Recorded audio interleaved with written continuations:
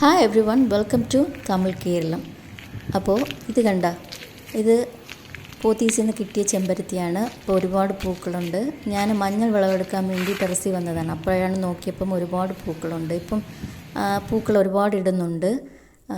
ചെടി വാങ്ങിച്ചപ്പോൾ ചെറിയ ചെടിയായിരുന്നു. അപ്പോൾ ഇപ്പം നല്ല വലിയ ചെടിയായി, പൂക്കളൊക്കെ ഒരുപാട് ഇടുന്നുണ്ട്.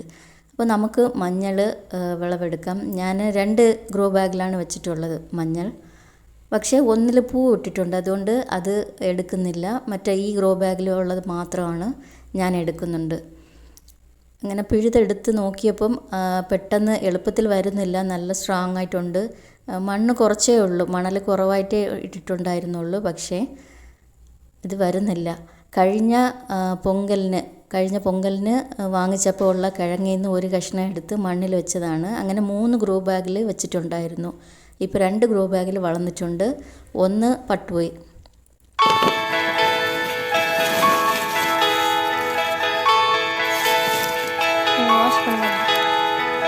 അങ്ങനെ ഒരുവിധം പിഴുതെടുത്തിട്ടുണ്ട്. എത്ര കിഴങ്ങുണ്ടെന്നറിയില്ല, കൂടുതൽ മണ്ണാണ് കാണുന്നത്. അപ്പോൾ കൈകൊണ്ട് മണ്ണെല്ലാം തട്ടി മാറ്റിയിട്ട് നമുക്കത് വാഷ് ചെയ്ത് നോക്കാം എത്ര കിഴങ്ങുണ്ടെന്ന്. ഞാനിപ്പോൾ ഒരു ബാഗിലുള്ളത് മാത്രമേ എടുത്തിട്ടുള്ളൂ. ഒന്ന് കുറേ ദിവസം കഴിഞ്ഞ്, കാരണം അതിൽ പൂ ഇട്ടിട്ടുണ്ട്. അപ്പോൾ പൂ ഇട്ട് കഴിഞ്ഞാൽ എന്താ ഉണ്ടാകുക എന്ന് എനിക്കറിയില്ല. അപ്പോൾ ഒന്ന് നോക്കാൻ വേണ്ടിയാണ് അതിപ്പം പിഴുതെടുക്കാത്തത്. ഇപ്പോൾ ഇതിൽ മണ്ണെല്ലാം മാറ്റിയിട്ടുണ്ട്. കിഴങ്ങൊക്കെ ഒരുവിധം ഉണ്ടെന്ന് തോന്നുന്നു. നമുക്കിതൊന്ന് നല്ലോണം വെള്ളത്തിൽ വാഷ് ചെയ്തെടുക്കാം.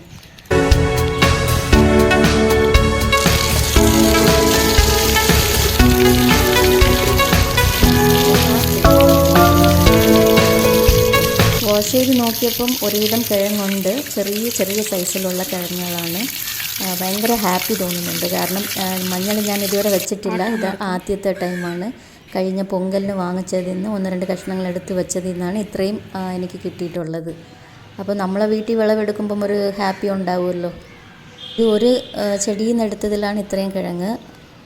വൈകുന്നേരമാണ് ഞങ്ങളിത് എടുക്കാൻ വന്നത്. സൂര്യനെ കണ്ടപ്പോൾ നല്ലൊരു ചന്തമാണ്, നല്ല ഭംഗിയുണ്ട്.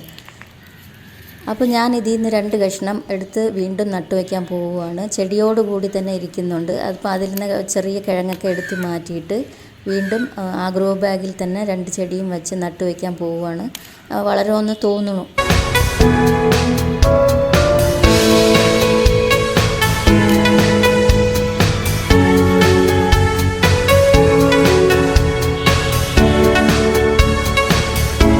മഞ്ഞളൊക്കെ വിളവെടുത്തതിന് ശേഷം ചെടികൾക്ക് വെള്ളം ഒഴിക്കാനായിട്ട് ഒരുങ്ങിയപ്പം ഒരു കാക്ക വെള്ളം കുടിച്ചുകൊണ്ടിരുന്നു. അപ്പം അത് ഡിസ്റ്റർബ് ചെയ്യണ്ടെന്ന് കരുതി അങ്ങനെ വെയിറ്റ് ചെയ്തുകൊണ്ടിരുന്നു. ഉടൻ തന്നെ അത് അങ്ങ് പോയി. അങ്ങനെ വിളവെടുത്ത കിഴങ്ങെല്ലാം കൊണ്ട് ഞാൻ താഴേക്ക് വന്ന് കിച്ചണിലാണ് കൊണ്ടുവച്ചിരിക്കുന്നത്. അപ്പോൾ ഇപ്പോൾ ഞാൻ വയ്ക്കുന്നത് പൊങ്കലിന് പപ്പ കൊണ്ടുവന്ന കിഴങ്ങാണ്. ഇത് ചെറുതായിട്ട് ഉണങ്ങിയിട്ടുണ്ട്, അതും ഇത്തിരി ഉണ്ട്. ഞാൻ വിളവെടുത്ത അത്രയ്ക്ക് കിഴങ്ങ് പപ്പ കൊണ്ടുവന്നതിലും ഉണ്ടായിരുന്നു. അപ്പോൾ ഇതെല്ലാം ഞാൻ ചെറുതായിട്ട് ഒടിച്ചൊടിച്ച് മാറ്റി വയ്ക്കുവാണ്. ഇനി ഇത് നല്ലോണം കഴുകിയെടുക്കണം. ഞാനൊരിക്കൽ കഴുകി എടുത്തിട്ടുണ്ട്, എന്നാലും ചെറുതായിട്ട് മണ്ണുണ്ട്. അപ്പോൾ 2 ഇതും ചേർത്തിട്ട് അതിൻ്റെ വേരൊക്കെ എടുത്ത് മാറ്റിയതിന് ശേഷം ഒന്നിച്ച് വീണ്ടും കഴുകിയെടുക്കണം. നല്ല മണ്ണുണ്ട്.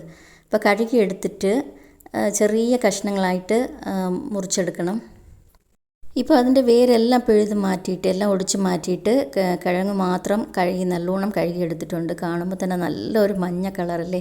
എൻ്റെ കയ്യിലൊക്കെ മഞ്ഞ കളറായിട്ടാണ് ഇരിക്കുന്നത് ഇത് കഴുകിയെടുത്തപ്പം. ഇനി എല്ലാ കിഴങ്ങും ഒന്ന് ചെറുതായിട്ട് ഇതുപോലെ ഞാൻ അരിഞ്ഞെടുക്കുന്നുണ്ട്. എന്നിട്ട് ഒരു പ്ലേറ്റിലായിട്ട് ഇട്ട് വയ്ക്കാം നമുക്ക്.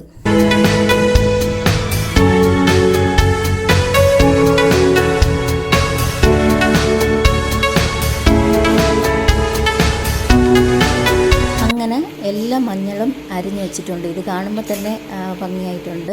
ഇനി നമുക്കിത് നാളെ ടെറസിൽ കൊണ്ടുവയ്ക്കാം. ഇപ്പോൾ വൈകുന്നേരം ആയല്ലോ.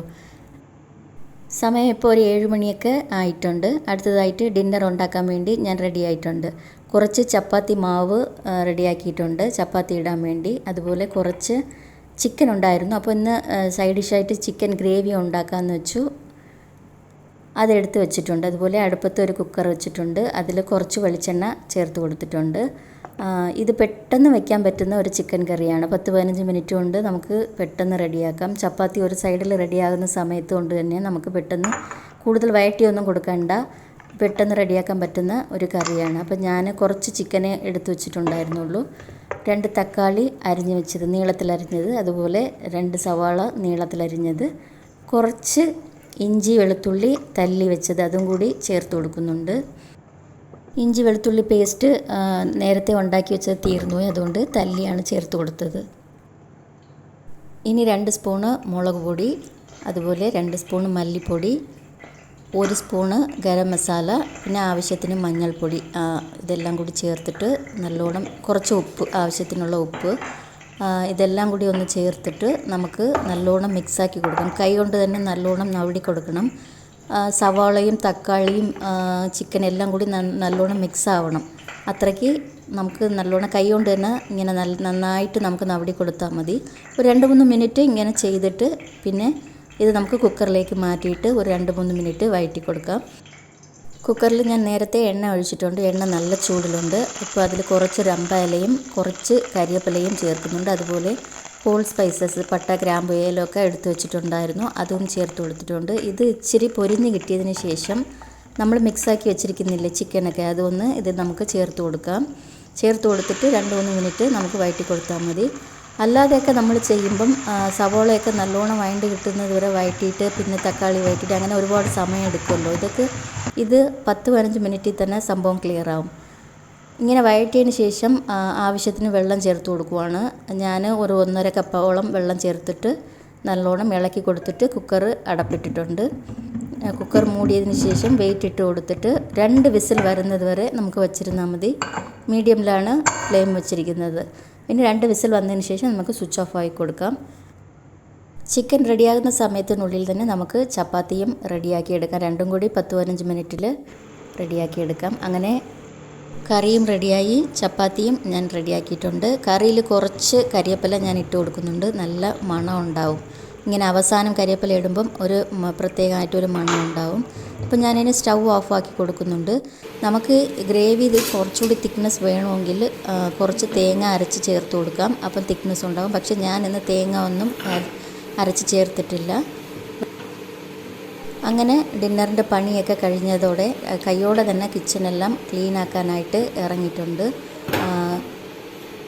ഡിന്നറൊക്കെ കഴിഞ്ഞതിന് ശേഷം, എല്ലാം കഴിച്ചതിന് ശേഷം ക്ലീൻ ആക്കുവാണെങ്കിൽ പണി നടക്കില്ല, പിന്നെ മടിയാവും. അതുകൊണ്ട് കൈയോടെ തന്നെ ഞാൻ സ്റ്റൗവും സ്ലാബും പിന്നെ സിങ്ക് എല്ലാം ക്ലീൻ ആക്കി കൊടുത്തിട്ടുണ്ട്. കുറച്ച് പാത്രങ്ങളുണ്ടായിരുന്നു, നമ്മൾ ചപ്പാത്തിയൊക്കെ ഇട്ടതല്ലേ, കുക്കർ, ചിക്കൻ വെച്ച കുക്കർ, ഇതെല്ലാം ഉണ്ടായിരുന്നു. എല്ലാം തന്നെ കൈയോടെ ക്ലീൻ ആക്കി. അങ്ങനെ സിങ്കും എല്ലാം ക്ലീൻ ആയിട്ടുണ്ട്.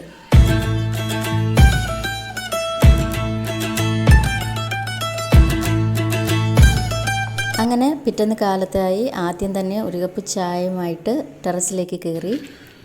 ഇന്നലെ കട്ട് ചെയ്ത് വെച്ചിരുന്ന മഞ്ഞളൊക്കെ ഉണ്ടായിരുന്നല്ലോ, അതൊന്ന് ഉണക്കാനായിട്ട് വെക്കണം. അപ്പോൾ അതും എടുത്തുകൊണ്ട് ചായ എടുത്തുകൊണ്ട് അങ്ങനെ ടെറസിലേക്ക് പോയി. കുറച്ച് നേരം ടെറസിൽ നിന്നിട്ട് ഒരു 10-15 മിനിറ്റ് ഞാൻ ടെറസിൽ തന്നെ ഉണ്ടായിരുന്നു. അത് കഴിഞ്ഞിട്ടാണ് കിച്ചണിലേക്ക് വന്നത്. അപ്പോൾ ഇന്ന് ബ്രേക്ക്ഫാസ്റ്റിന് അപ്പവും കടലക്കറിയാണ് ഉണ്ടാക്കുന്നത്. ഗ്രീൻ പീസാണ് ഉണ്ടാക്കുന്നത് ഇന്ന്. അപ്പോൾ ആദ്യം കുക്കറിൽ ഗ്രീൻ പീസും ആവശ്യത്തിന് വെള്ളം ഒഴിച്ചിട്ട് പിന്നെ കുറച്ച് ഉപ്പും കുറച്ച് മഞ്ഞളും, ഇപ്പോൾ ഞാൻ വെള്ളം 1-1.5 കപ്പോളം ചേർത്തിട്ടുണ്ട്. ചെറിയ കുക്കറാണ്.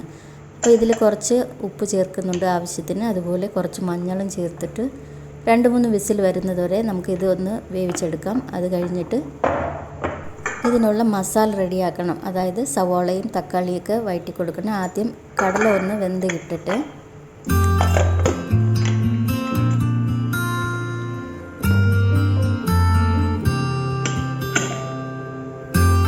ഞാൻ ഇതിൻ്റെ ഇടയ്ക്ക് സവാളയും തക്കാളിയും കരിവേപ്പിലയെല്ലാം വഴറ്റി കൊടുത്തിട്ടുണ്ട്. ഇനി ഇതിൽ നമുക്ക് ആവശ്യമുള്ള മസാല ഒന്ന് ചേർത്ത് കൊടുക്കാം.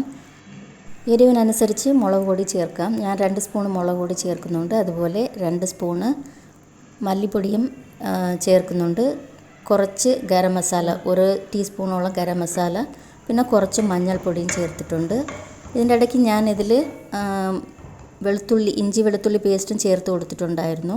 അപ്പോൾ ഇത് നല്ലോണം മിക്സ് ആക്കിയിട്ട് നമുക്ക് വേവിച്ച ഗ്രീൻ പീസ് ഇതിലൊന്ന് ചേർത്ത് കൊടുത്തിട്ട് നല്ലോണം ഇളക്കി കൊടുക്കാം. ഗ്രീൻ പീസ് നല്ലോണം വെന്തിട്ടുണ്ടാവണം, എന്നാലേ ഗ്രേവി നല്ല തിക്നെസ് ഉണ്ടാവുകയുള്ളൂ. അത് മാത്രമല്ല നല്ല ടേസ്റ്റും ഉണ്ടാവും.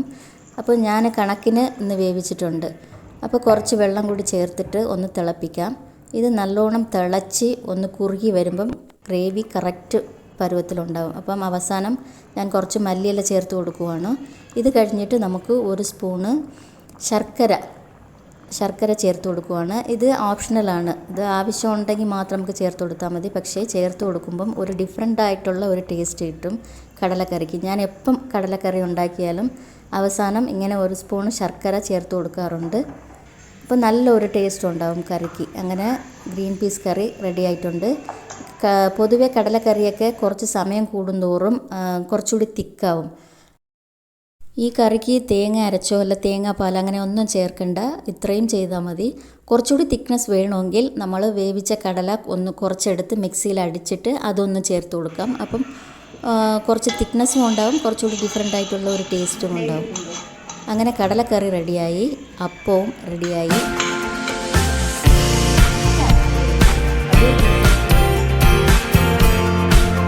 അങ്ങനെ ബ്രേക്ക്ഫാസ്റ്റിൻ്റെ കാര്യം റെഡിയായി. ഇനി ബ്രേക്ക്ഫാസ്റ്റൊക്കെ കഴിച്ചതിന് ശേഷം ഉച്ചയ്ക്കുള്ള ലഞ്ച് റെഡിയാക്കണം. അതിന് മുമ്പ് കുറച്ച് ഓയിൽ ഫില്ല് ചെയ്യാനുണ്ട്. എണ്ണ തീർന്നിരിക്കുവാണ്. അപ്പം പപ്പ വാങ്ങിച്ചിട്ട് വന്ന എണ്ണയാണ് ഞാൻ ഉപയോഗിക്കുന്നത്. ഇത് ചെക്കിൽ, ഞാൻ നേരത്തെ കഴിഞ്ഞ വീഡിയോയിലൊക്കെ പറഞ്ഞിട്ടുണ്ടായിരിക്കും, ചെക്കിൽ നിന്ന് ഡയറക്റ്റായിട്ട് വാങ്ങിക്കുന്ന എണ്ണയാണ്. ഇതൊക്കെ ഒന്ന് നേരത്തെ നമ്മൾ ഫില്ല് ചെയ്ത് വെക്കുവാണെങ്കിൽ പാചകം ചെയ്യുന്ന സമയത്ത് നമുക്ക് അങ്ങോട്ടും ഇങ്ങോട്ടും ഓടണ്ട, അല്ലെങ്കിൽ ടെൻഷനാവും. ഇത് ഫില്ല് ചെയ്തില്ലെങ്കിൽ ആ സമയത്ത് കിടന്ന് ഓടണം. അപ്പോൾ ഈ വീഡിയോ എല്ലാവർക്കും ഇഷ്ടപ്പെട്ടിട്ടുണ്ടാവുമെന്ന് കരുതുന്നു. മറ്റൊരു ഇൻട്രസ്റ്റിംഗ് ആയ വീഡിയോയിലൂടെ നമുക്ക് വീണ്ടും കാണാം.